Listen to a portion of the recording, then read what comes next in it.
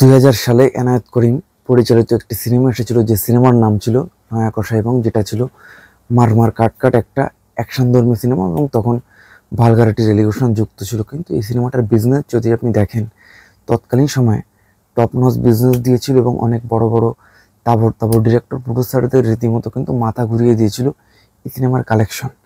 এবং এই সিনেমার কালেকশন এক্স্যাক্টলি কত ছিল এবং এই ছবিতে কে কত টাকা রেমুনারেশন নিয়েছিল এবং এই ছবির বাজেটে বা এক্স্যাক্টলি কত ছিল, আজকে আমরা এই সিনেমার টোটাল নারী নক্ষত্র এবং ব্যাক স্টোরি আপনি বলতে পারেন। আজকে আমরা এই সিনেমার টোটাল কে কত টাকা রেমুনারেশন নিয়েছিল এবং এই ছবির বাজেট এবং বক্স অফিস থেকে সিনেমাটা কত টাকা তুলেছিল, আজকে আপনারা এই টপিক্সের উপর বেস করে ভিডিওটি দেখতে পারবেন। ভিডিওটি অত্যন্ত স্পেশাল হতে যাচ্ছে। ভিডিওটি স্টার্ট করার আগে আপনাদের কাছে ছোট্ট একটা অনুরোধ, আপনারা যদি ফিল্ম স্পাই চ্যানেলটিতে নতুন হয়ে থাকেন তো ডেফিনেটলি সাবস্ক্রাইব করবেন, বেল আইকনে ক্লিক করবেন, লাইক করবেন, শেয়ার করবেন অ্যান্ড কমেন্টস করে জানিয়ে দেবেন আপনাদের মূল্যবান মতামতটি। I am waiting for your comments. দেখা হচ্ছে নেক্সট কোনো ভিডিওতে। সবাই ফিল্ম স্পাইয়ের সঙ্গেই থাকবেন। তো আজকে আমরা যে সিনেমাটা নিয়ে কথা বলছি, এই সিনেমাটার নাম নয়া কষা এবং এই সিনেমাটার ডিরেক্টর ছিল এনায়েত করিম এবং এই ছবিটা শাহানারা করিম প্রযোজিত এবং এই ছবিটা সজনী ফিল্মস ইন্টারন্যাশনাল পরিবেশিত একটি সিনেমা ছিল। তো এই ছবিতে আসলে কে কত টাকা রেমুনারেশন নিয়েছিল এবং বাজেট এবং বক্স অফিস নিয়ে আমরা যদি কথা বলি, তো শুরুতে আমরা চলে যাবো এই ছবিতে আসলে রেমুনারেশন কে কত টাকা এক্স্যাক্টলি নিয়েছিল।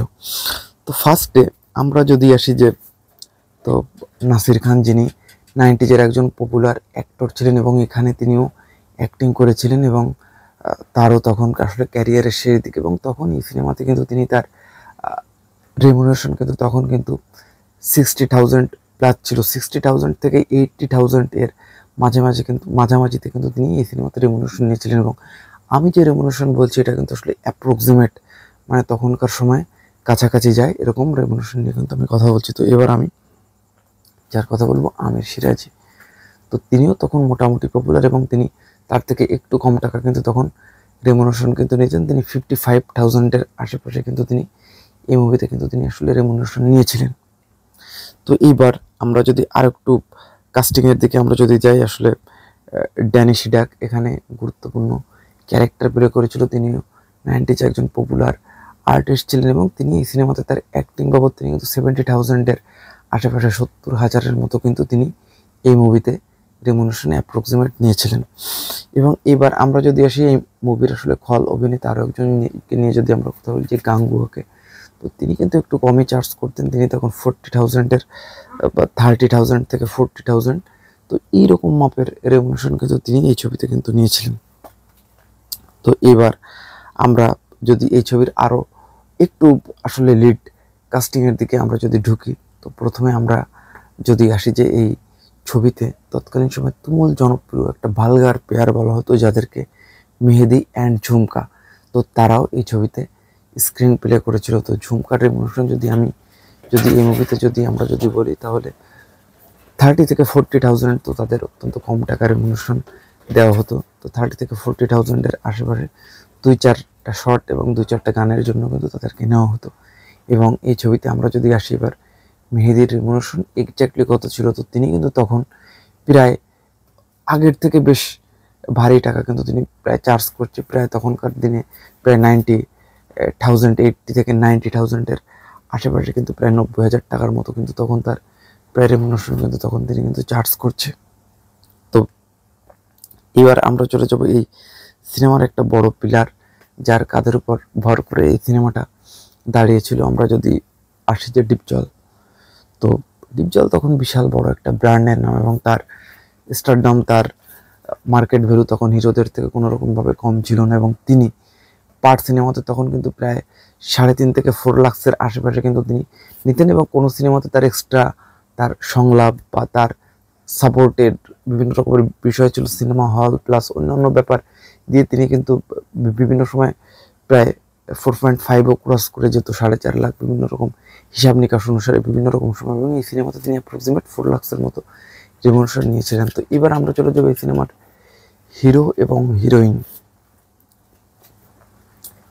Poppy and Amin Khan. তো 2000 সাল, তখন পপির আসলে ফর্মে এবং আমিন খানের তখন উত্থান। তো এই টাইমে পপির রেমুনারেশন কিন্তু এই ছবিতে তিনি কিন্তু প্রায় 3 থেকে 3.5-এর মতো কিন্তু তিনি রেমুনারেশন কিন্তু এই সিনেমাতে অ্যাপ্রক্সিমেট নিয়েছিলেন। কখনো এটা উঠেছে, কখনো এটা কমেছে, এবং এই পারিশ্রমিকের হিসাবটা কিন্তু সবসময় স্মুথলি কিন্তু একরকমভাবে যায়নি।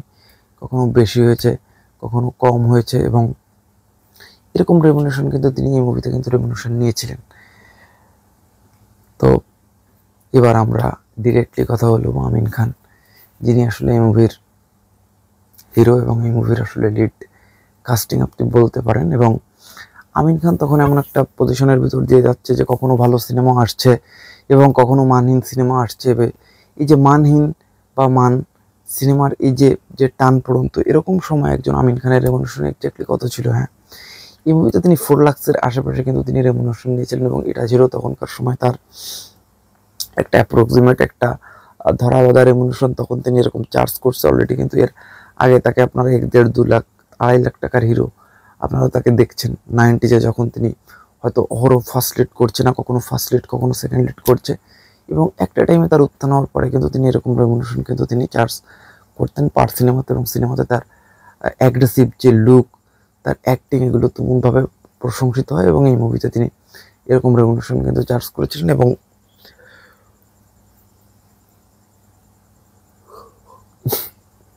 এবার আমরা যদি আসি যে এই সিনেমার ডিরেক্টর, তো শাহানারা করিম, যিনি প্রডিউসার ছিলেন, তিনি মেবি এনায়েত করিমের ওয়াইফ ছিলেন, এবং এনায়েত করিমের প্রোডাকশনের সিনেমা ছিল এটা।